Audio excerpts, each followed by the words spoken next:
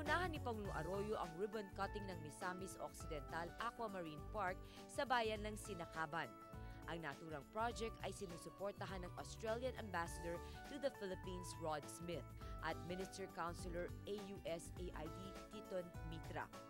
Ang Provincial Marine Fishery Hatchery na nagkakahalaga ng 8 milyong piso ay isang malinaw na manifestasyon na desidido ang pamahalaang lokal ng Misamis Occidental na maging pangunahing taga-supply ng agri-aqua product sa buong rehiyon ng Mindanao. Pinangunahan din ni Pangulong Arroyo ang pagpapakawala sa 2 rehab dolphins sa dagat.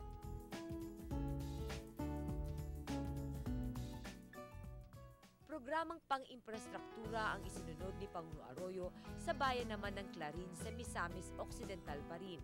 Kasama sina DPWH Undersecretary Romeo Momo at opisyal ng bayan ng Clarin, tinignan ni Pangulong Arroyo ang bagong gawang steel truss-type bridge na nagbigay ginhawa sa motorista ng nasabing bayan at mga papasok patungong Osamis City.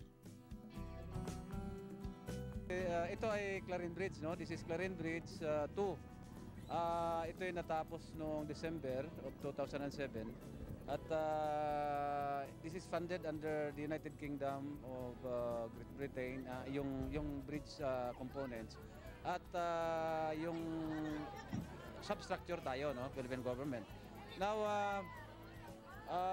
ang total cost nito is 13 million at natapos lang ito ng about 6 months. Gumanda yung mobility ng tao, mobility ng goods, no? Kaya masayang mga tao at saka nagpapasalamat sila dahil sa gumanda ang traveling condition nila. Ayon pa kay Clarin Mayor David Navarro, napakalaking tulong sa kanila ang pagkakagawa ng nasabing tulay. Nung wala pa itong tulay ng Pangulo, malapit tayo sa disgrasya dahil kita mo yung lumang tulay, napakaliit, 'di ba? Tapos yung mga tao diyan dumadaan, saka yung sasakyan nagsalubong diyan. So at delikado talaga. At least ngayon, mayroong binigay ang Pangulong Gloria Macapagal Arroyo dito. At least naiwasan na yung disgrasya dito. Saka malaking tulong talaga sa Clarin. Nagsagawa din ng ceremonial ribbon cutting si Pangulong Arroyo kasama mga opisyal ng Clarin para sa kanilang One Town, One Product, ang Suma ng Clarin. Itong Clarin, may mga individual na mga resident, mga maliliit lang na gumagawa ng suman pag may pista, pag may order na birthday. And we are famous sa taste na masarap talaga ang suman galing sa Clarin. So when the President launched her One Town, One Product, yun ang nakita ng municipal officials under the leadership of Mayor Navarro na sinuportahan naman din namin ako as board member of the 2nd District where Clarin belongs na i-develop yung suman. Ngayon, economically, nakatulong din sa mga ito kasi ginawa namin itong livelihood project. Nagtungo si Pangulong Arroyo sa Tangub City upang pangunahan ng awarding ceremonies para sa katatapos lamang na Christmas showcase symbols ng lungsod ng Tangub. Sinaksihan din ni Pangulong Arroyo ang switching on ng fireworks display ng Tangub City bilang pagsalubong sa Pangulo at sa bagong taon.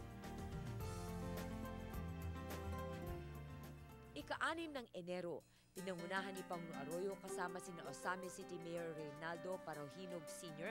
para sa kanilang bagong Osamis City Public Mall. Nakaabil ng loan sa DLG Embas, yung tawag natin na galing sa ADB ang pera sa World Bank, na konti lang ang interest, saka 15 years ang verbal, tapos ano namin na talagang kailangan na kasi yung dati namin palengke talagang sira-sira na talaga, no? Barado na lahat ng mga CR, tapos yung mga atip namin bulok na kung mag-renovate lang kami patunti-kunti, medyo sayang lang.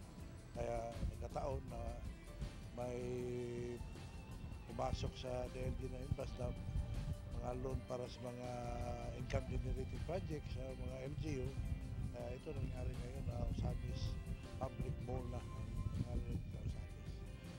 bukas mo magkating sa ribbon dito sa bukas sa Osamis City Public Mall. Ito rin ay nagsisilbing senyales na patuloy ang pagunlad ng lungsod bagamat maraming suliraning dumarating sa ating bansa. Malaki ang tulong na ginawa ni Pangulo Arroyo sa Osamis. Kabilang pa dito ang proposed Osamis City Coastal Bypass Road na sinimulan na ang bidding. Parang modern na sana dahil itong ginawa natin public mall kasi lahat nandito na. No? May bangko na, may pawn shop, may parmasya, may Pacifica, may mga parlor na, may fish vendor, yung mga gulay, yung bigas, lahat nandiyan na. Parang one-stop shop pa. Yun, magawa ka man ng palengke, lahat na doon na para magkakompete ka na sa mga mall. Ay, ang karamihan niya, puro na mall. Kung magawa tayo, yung na magkasabay-sabay na tayo sa mga malaking mga negosyante na mga gumagawa ng mall. Ang pagdalaw ni Pangulo Arroyo sa rehiyon ng Mindanao sa unang buwan ng taong 2009 ay patunay lamang na walang tigil sa pagkalinga ang Panguluhan lalo na sa malalayong lugar ng bansa, the working president.